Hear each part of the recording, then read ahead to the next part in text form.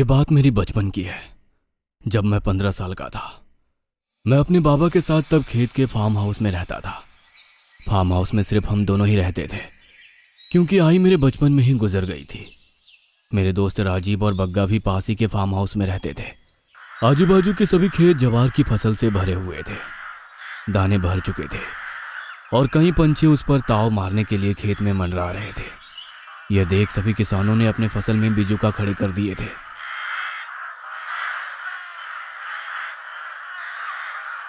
हम तब छोटे थे, इसीलिए बिजुका के प्रति हमारा आकर्षण कुछ खास था। एक दिन मैं, बग्गा और राजीव तीनों पासी की बंजर जमीन पर खेल रहे थे। हम लोग खेल में जमीन खोदकर छोटा कुआं बना रहे थे। हमने इस बार अब तक का सबसे गहरा कुआं खोदा था, जो मेरी कमर तक आ चुका था। तभी कुआं खोदते वक्त हमें एक लकड़ी की संदूक मिली।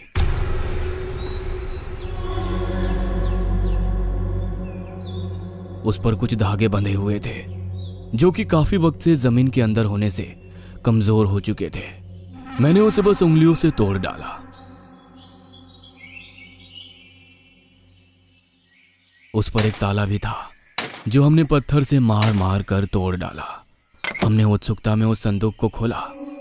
उसमें बस किसी आदमी के कपड़े थे, जो कि फटे हुए थे और उस पर खून लगा हुआ था। एक राक्षस वाला डरावना मास्क, जिसके 2 सींग थे और नुकीले लंबे दांत थे। एक लंबा तेज धार वाला चाकू। तभी मेरे दिमाग में एक आइडिया आया, क्यों ना हम एक बिजुका बनाए और उसे ये कपड़े पहनाए और उसे और डरावना बनाने के लिए उसे ये मास्क पहनाए और उसके हाथ में ये चाकू लगाएं। राजीव और बग्गा ने इसके लिए हाँ भरी और हम संदूक लेकर हमारे खेत में पहुंचे। जवार के बीच हम सभी ने उस सामान और कुछ घास और लंबी डालियों से एक लंबा बिजुका बनाया। वो ऊंचाई में हमसे लगभग 2 गुना था और जवार की फसल से भी ऊंचा था। जब शाम हुए तो हम सब अपने अपने घर लौट गए। रात के लगभग 9 बज रहे थे। मैं घर के बाहर खटिया पर लेटा आराम कर रहा था। मेरा कुत्ता मोती खटिया के पास ही लेटा हुआ था। तभी फसल से पंछियों के चिल्लाने की आवाज आई, मानो कोई उनका शिकार कर रहा हो।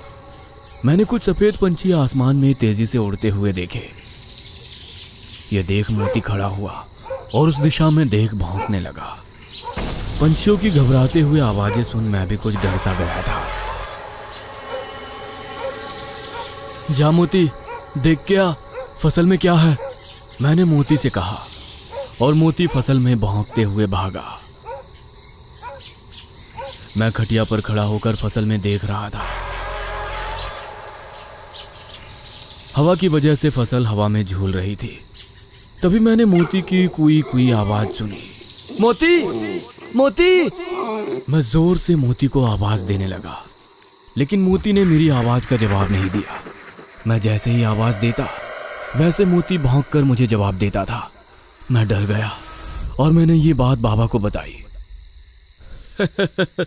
कुछ नहीं हुआ है बेटा, रात को सांप दिखाई दे तो पंछी आवाज करते हैं, और रहा सवाल मोती का, तो वो कुत्ता है, इधर उधर घूमना उनका पेशा होता है, आ जाएगा कुछ देर में। बाबा हंसते हुए बोले और फिर मैं उठकर घर के अंदर चला गया। मैं रात भर मोती का इंतजार करता रहा, लेकिन मोती वापस नहीं आया। सुबह होते ही मैं हाथ में डंडा लेकर फसल में मोती को ढूंढने चला गया। मैंने उसे काफी आवाजें लगाई, लेकिन उसका कोई जवाब नहीं मिला। जैसे मैं थोड़ा अंदर गया, मैंने देखा कि मेरे सामने एक बिजुका जमीन पर गिरा पड़ा है। उसके हाथ और पैर कटे हुए थे और मटके का सिर फूटा हुआ था। मुझे समझ नहीं आ रहा था कि ये किसने किया। खैर, मैं आगे बढ़ा और फिर कटे और टूटे हुए बिजुका देखने का सिलसिला शुरू हुआ। खेत के सभी बिजुका कटकर जमीन पर पड़े हुए थे। मुझे समझ नहीं आ रहा था कि आखिर ये किसने किया। तभी मेरे दिमाग में एक ख्याल आया, कहीं मेरे बिजुका के साथ भी तो यही नहीं हुआ होगा। और मैं उस जगह पर गया जहां हमने कल बिजुका बनाया था। लेकिन हैरानी की बात तो ये थी कि वहां पर अब कोई भी बिजुका नहीं था। मैंने आसपास का इलाका छान मारा, लेकिन कुछ भी नहीं मिला। किसी जानवर ने बेरहमी से उन पक्षियों का शिकार किया था। मैं आगे बढ़ते हुए बग्गा के घर की तरफ चल पड़ा। तभी रास्ते में मैंने जो देखा वह देख मेरी चीख निकल पड़ी। मेरे सामने मोती की तितर बितर हुई कटी लाश पड़ी हुई थी। किसी ने बेरहमी से उसका पेट चीर डाला था और उसकी आंतड़ियां पेट से निकाली हुई थी। मैं काफी डर गया था और वापस भागते हुए फार्म हाउस गया। मैंने बाबा को इस बारे में बताया। बाबा ने फसल में चलकर उसका मुआयना किया, लेकिन वो खुद नहीं समझ पा रहे थे कि ये सब किसने किया। ये सब होने के बाद आसपास के किसानों ने एक सभा बुलाई और बहुत देर तक चर्चा करने के बाद ये तय हुआ कि दिन ढलने के बाद कोई भी घर से बाहर फसलों में नहीं जाएगा। उस रात मैं अपने कमरे की खिड़की से फसलों को देख रहा था। तभी मुझे फसलों में हो रही हलचल की आवाज सुनाई दी। मैंने उस तरफ देखा तो मुझे फसल में लंबा चौड़ा इंसान खड़ा दिखाई दिया। उसकी बड़ी लाल चमकीली आंखें थी, लेकिन वो ठीक से दिखाई नहीं दे रहा था। जानवर की फसल से भी लंबा इंसान होता है क्या? मैंने खुद से ही सवाल पूछा। मैंने टॉर्च फसल में चमकाई और मेरे रोंगटे खड़े हो गए, क्योंकि फसल में हमने बनाया हुआ बिजुका खड़ा था।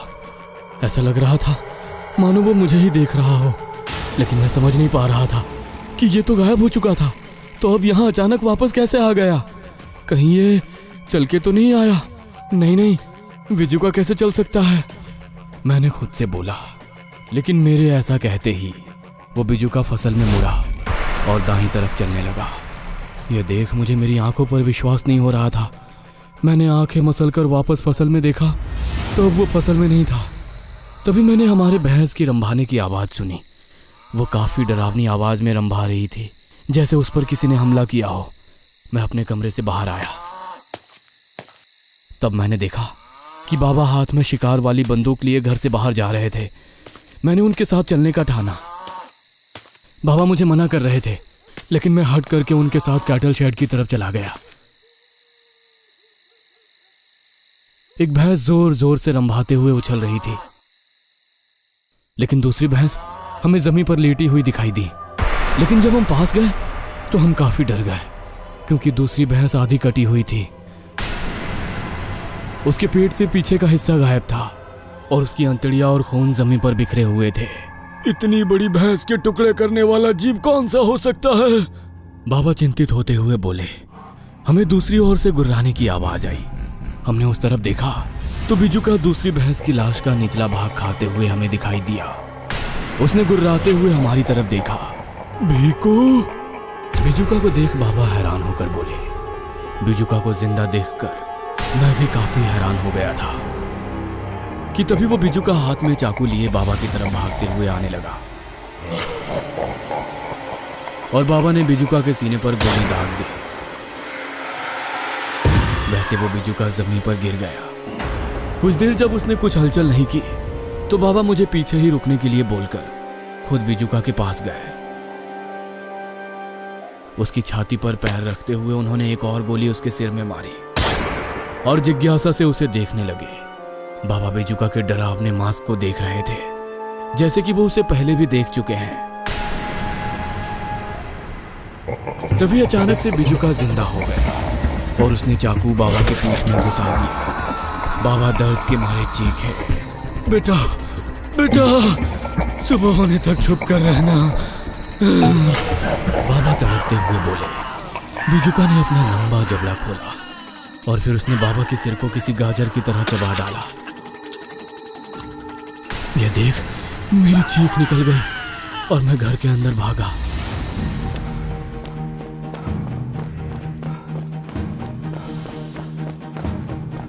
मैंने दरवाजा अंदर से बंद किया। मुझे कुछ भी समझ में नहीं आ रहा था कि मैं क्या करूं।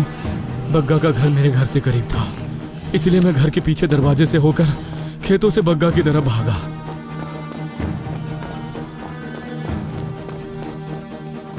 कुछ ही देर में मैं बग्गा के घर के बाहर पहुंचा और सामने का नजारा देख मेरा दिल दहल उठा, क्योंकि बग्गा के घर के छत पर उसके माता पिता और बग्गा की लाशें बिजुका की हंडी की तरह लटक रही थी।